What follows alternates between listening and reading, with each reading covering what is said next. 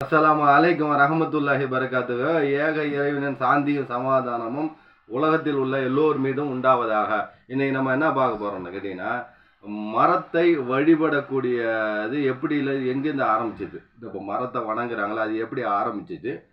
அல்லாஹ் மரத்திலிருந்து பேசினான், அல்லாஹ் தன் கையால் ஒரு மரத்தை நட்டான். இப்படின்ற ஒரு 3 விஷயத்த தலைப்பா வச்சு ஒரு சில விஷயங்களை உங்கள்கிட்ட பகிர்ந்துக்கலான்னு நினைக்கிறேன். இப்போ மரம் வழிபாடுனா, மரத்தில் எல்லா மதங்களிலும் மரம் ஒரு முக்கிய அம்சமாக கருதப்படுது.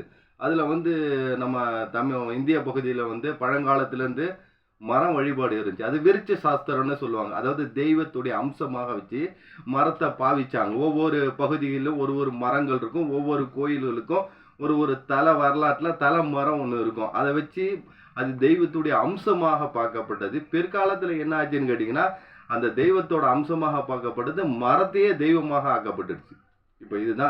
இப்போ இது என்னன்னு கேட்டிங்கன்னா, இதே போன்று அல்லாவே மரத்துல பேசினான், தன் கையால மரத்தை நட்டான். இது ரெண்டும் ஜாயிண்ட் ஆகுது பாருங்க. இறைவனால் ஒரு மரத்திலேருந்து பேசப்படுது, இறைவன் தன் கையால் நட்டா, மரம் வழிபடப்படுது. எல்லாம் ஒண்ணுதான். இப்போ சொல்ல போனோம்னு வச்சுக்கலாம், யூதர்களுக்கு ஒரு மரம் இருக்கு, அது கர்க்கத்துன்னு சொல்லுவாங்க. கிறிஸ்தவர்களுக்கு ஒரு ஓக் அப்படின்னு சொல்லக்கூடிய ஒரு மரம் இருக்கு. அடுத்து புத்தருக்கு போதி மரம், வேப்ப மரம் இந்த மகாலட்சுமி அம்மன் அப்படின்னு கும்பிடுவாங்க. வில்வ மரம் சிவனுக்கு ஒரு இதாக சொல்லுவாங்க. மகாவிஷ்ணுக்கு துளசி மரம் சொல்லுவாங்க, சந்தன மரம்லாம் சொல்லுவாங்கன்னு வச்சுங்களேன். இப்படியாக ஒவ்வொரு தெய்வங்களுக்கும், அதாவது அவங்க சொல்லக்கூடிய தெய்வங்களுக்கும் ஒரு ஒரு அம்சமாக பார்க்கப்பட்டது. பிற்கால அந்த மரமே வழிபட ஆரம்பிக்கப்பட்டுருச்சுன்னு வச்சுங்களேன். இதே போன்றுதான் இஸ்லாத்தில் அப்படியே இதே போல ஒத்ததாக இருக்குது. என்னன்னு கேட்டீங்கன்னா, மரத்திலிருந்து அல்லாஹ் பேசுனா மரத்தை தன் கையால் நட்டான். எந்த இடத்துல அப்படின்னு கேட்டீங்கன்னா, ஒரு மரம் ஒன்று இருக்குது. அந்த மரம் எப்படிப்பட்ட மரம்னு கேட்டீங்கன்னா, இந்த உலகத்துல உள்ள எல்லா உயிர்களுடைய முடிவும் அங்கதான் போய் முடியும். எந்தெந்த அமல்கள், என்னென்ன செயல்பாடுகள், நன்மையோ தீமையோ எதுவாக இருந்தாலும் அந்த மரத்தோட தான் போய் நிற்கும். அந்த மரத்து தான் எல்லை. அந்த மரத்துல தான் இறைவனுடைய அல்லாஹுடைய வகி, இறை கட்டளைகள், இறை செய்திகள் இறங்கும். மலக்குகளுடைய மணிமுகமாக இருக்கக்கூடிய ஜிப்ரையில் அவங்க அங்க தங்குமிடமாக இருக்கும். அந்த ஒரு மரம் பெரிய எவ்வளவு பிரம்மாண்டம் கட்டினா, அந்த ஒரு இலையை வைத்து முழு உலகத்தையும் மூடிடலாம். ஆனா ஷேப் எப்படி இருக்குன்னு கேட்டீங்கன்னா, யானையுடைய காதருடைய வடிவில் இருக்கும். அந்த மரத்துல முத்தாலான மாணிக்கத்தாலான பளபளன்னு மின்னி கொண்டு இருக்கும். அந்த மரங்கள்ல வெட்டுக்கிளிகளை போன்றும் பட்டு வண்ண பூச்சிகளை போன்றும் மலக்குமார்கள் உட்கார்ந்து, மலக்குமார்னு யாருன்னு கேட்டீங்கன்னா, வானத்து தேவதைகள், அதான் நம்ம ஏஞ்சல்னு சொல்லுவாங்க பாருங்க. அவங்க உட்கார்ந்து அந்த மரங்களில் அமர்ந்து கொண்டு இறைவனை துதிப்பார்கள். அதேதான் இங்கேயும் எங்க தமிழர்களுடைய பண்பாட்டிலையும் மரங்கள்ல ரிஷிகள் முனிகள் வசிக்கிறாங்க, முனிவர்கள் வசிக்கிறார்கள் அப்படின்னு சொல்லுவாங்கன்னு வச்சுங்களேன். இப்ப இந்த மரம் எங்க இருக்குன்னா, 7 வானத்துடைய முடிவுல இருக்கு. அந்த மரத்துடைய வேறு எல்லா சொர்க்கத்திலும் பரவி இருக்கு. அந்த வேறு பகுதியில் இருந்தா 4 ஆறுகள் வருது. ஜல்சபில், கௌசர், நைலு, யூப்ரடிஸ். 2 நதி சொர்க்கத்துல ஓடுது, 2 நதி துனியாவில் உலகத்துல. நைல் நதினா எகிப்துல ஓடுது பாருங்க. அதோடைய ஆரம்பம் எங்கன்னா சொர்க்கம் தான். அதே போல யூப்ரட்டிஸ்ன்னு சொல்லுவாங்கன்னு வச்சுங்களேன்.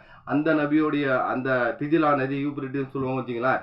இந்த நதியோடைய ஆரம்பமும் சொர்க்கம் தான் வச்சுக்கணும். இந்த நதியும் கூட அந்த மரத்துல இருந்து தான் வருது. அந்த மரத்துல அல்லாஹ் தன் கையால நடுறான். அந்த மரத்துல என்னன்னு கேட்டீங்கன்னா, வகி இறங்குது. எல்லா மலக்குமார்களுடைய அங்கதான் தங்கி இருப்பாங்க. உயிர்களுடைய எல்லை முடிவு அதுதான். அந்த இலைகளில் மலக்குமார்கள் உட்கார்ந்து தஸ்பி செய்து கொண்டு இருப்பார்கள். இதுதான் எல்லையோடைய முடிவு. இதுதான் என்ன மரம் சொல்லப்படும்னா, சித்ரத்துல் முன்தஹான்னு சொல்லப்படும். சித்ரத்துல் அதாவது முடிவுடைய இலந்தை மரம் சொல்லப்படும் வச்சுங்களேன். இந்த இலந்தை மரத்தை குறித்து இன்னும் நிறைய வர்ணனைகள் நிறைய இருக்குன்னு வச்சுங்களேன். இந்த வர்ணனைகள்ல என்னன்னு கேட்டீங்கன்னா, அதுதான் சொர்க்கத்துக்குண்டான எல்லா மரங்களுடைய விஷயமாக கருதப்படுதுன்னு வச்சுங்களேன். அப்படி இருந்த போது கூடிய ஸல்லல்லாஹு அலைஹி வஸல்லம் அழைத்து கொண்டு போன ஜிப்ரையில் அங்கேதான் தங்குறாங்க. அவங்களுடைய உறைவிடம், அதாவது தங்கக்கூடிய இடம். அதுக்கு பிறகுதான் 6000 திரைகளை கடந்து அல்லாஹ் சந்திக்க போறாங்க. ரஃப் என்று சொல்லக்கூடிய ஒரு ஒலியாலான வாகனத்துல போறாங்கன்னு வச்சுங்களேன். அந்த இடத்தோட ஜிப்ரீல் அலைஹிஸ்ஸலாம் நவுந்து வரமாட்டான், நவுந்தா கருகிறவன் சொல்றாரு. இந்த மரத்தை தான் அல்லாஹ் தன் கையால் நட்டான். அடுத்தது அல்லாஹ் பேசினான் அப்படின்னு சொன்னோம் பார்த்தீங்களா. அல்லாஹ் ஒரு மரத்திலிருந்து பேசுறான். அந்த மரம் எதுன்னு கேட்டீங்கன்னா, செய்தனா மூசா அலை சலாத்து வசலாம், அதாவது முகமது நபிக்கு முன்பதாக மோசஸ்ன்னு சொல்லுவாங்க, மூசான்னு சொல்லுவாங்க. அந்த நபி என்ன செய்யறான்னு கேட்டீங்கன்னா தன் குடும்பத்தாரோட ஒரு இடத்துக்கு வராரு. அப்படி வரக்கூடிய சமயத்துல ஒரு நெருப்பு பிழம்ப பாக்குறாரு. இது எதுல வருதுன்னா சூரத்து ஆயராஃப்லயும் வருது, சூரத்து நம்லுலையும் வருது. சூரத்து நம்ல எறும்புன்னு ஒரு அத்தியாயம், சூரத்து கசஸ்லயும் வருது. நம்லுல வந்து 7வது ஆயத்தா வருது, சூரத்து கசஸ்ல 30வது ஆயத்தா வருது. அதை நான் ஆயத்தை உங்கள்ட்ட படிச்சு காட்டிடுறேன் பாருங்க. என்னன்னு கேட்டீங்கன்னா அவர் வந்து தன்னுடைய குடும்பத்தாரோட வராரு. குடும்பத்தாரோட வரும் பொழுது ஃபலம்மா கல்லா மூசல் அஜல, அவருடைய தவணை முடிஞ்சு வரும்போது சாரபி அகிலிக்கு தன் குடும்பத்தாரோட வராரு. அப்போ ஆனச மின் ஜானிபி தூரி நாரன், நான் ஒரு நெருப்பை பார்க்குறேன்னு குடும்பத்துக்கிட்ட சொல்கிறாரு. அந்த நெருப்பை நான் பார்க்குறேன், அந்த நெருப்புலேருந்து உங்கள்கிட்ட ஒரு செய்தியை நான் கொண்டு வரேன், அப்படி இல்லைன்னா ஒரு குளிர்காரத்துக்கு ஏதாவது கொண்டு வரேன் அப்படின்ட்டு அந்த நெருப்பின் பக்கம் வராரு. அது இது சூரத்து கசஸில் 30வது ஆயத்துன்னு வச்சிங்களேன். அதில் என்ன வருதுன்னு கேட்டிங்கன்னா அந்த இடத்துல எப்படி ஆயத்து வருதுன்னா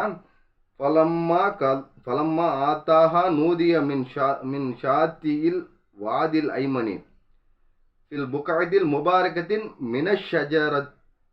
மினஷஜரத்தி.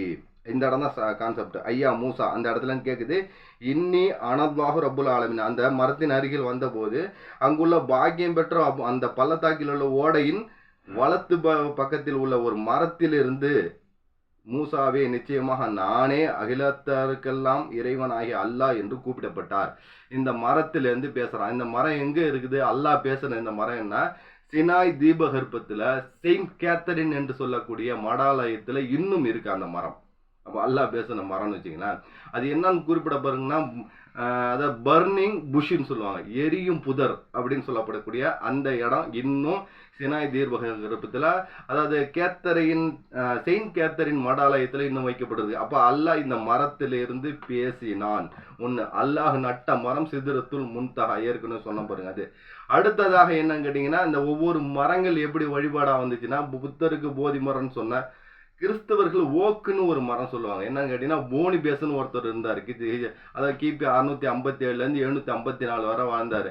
அவர் ஊரெல்லாம் பிரச்சாரம் பண்ணிட்டு வரும்பொழுது ஒரு மரத்தை மக்கள் வழிபட ஆரம்பிச்சாங்க. அந்த மரத்தை வெடி போட்டுறாரு. வெடி போட்டு கொஞ்ச நாள் கழிச்சு ஒரு வருடம் வந்தோடனே அதுக்குள்ள அதே போல வந்துட்டோன்னே இயேசு உயிர் தந்ததாக கருதி அவங்க ஒரு மரத்தை வழிபடுறாங்க.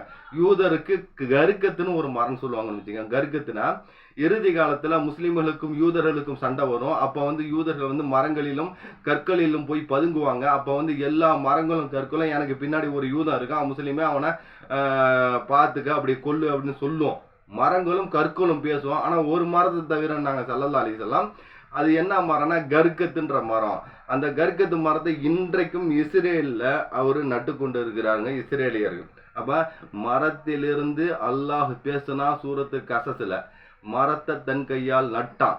அந்த மரம் என்பது இறைவனுடைய அடியார்களாக இருக்கக்கூடிய மலக்குகள் அங்க வணங்கி தஸ்பீ செய்து கொண்டிருக்கிறாங்க.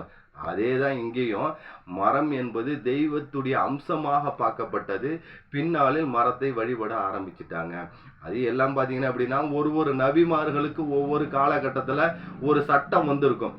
அந்த காலகட்டத்தில் மரங்கள் இருந்த காலகட்டத்தில் அப்போ அனுப்பப்பட்ட இறை தூதர்கள் என்ன சட்டம் கொண்டு வந்தாங்க நமக்கு தெரியல. அதனால ஒவ்வொரு மொழி பேசக்கூடியவர்களுக்கும் ஒரு இறை தூதர் வந்திருக்கார். அவங்களுக்கு ஒரு சட்டம் இருக்கு, அதன்படி அவங்க நடந்துட்டு இருக்காங்க. அப்போ மரம் என்பது மனிதனுடைய வாழ்க்கையில இன்றியமையாததா இருக்கு. நம்ம உணவு, உடை, உறைவிடம் எல்லாத்தையும் பார்த்தீங்கன்னா மருந்து கூட அது இல்லைன்னு வச்சுங்களேன். அப்போ இதுல செய்தி என்ன? மரம் வழிபட ஆரம்பித்தது எப்படி? மரத்திலிருந்து அல்லாஹ் பேசலாம், மரத்தை அல்லாஹ் நட்டினான். இந்த செய்தியை உங்கள்கிட்ட பகிர்ந்து கொள்வதற்கு நல்ல வாய்ப்பு அளித்தான். இன்னொரு பதிவில் பார்க்குறேன். அஸ்ஸலாமு அலைக்கும் வரஹ்மத்துல்லாஹி வபரகாத்துஹு.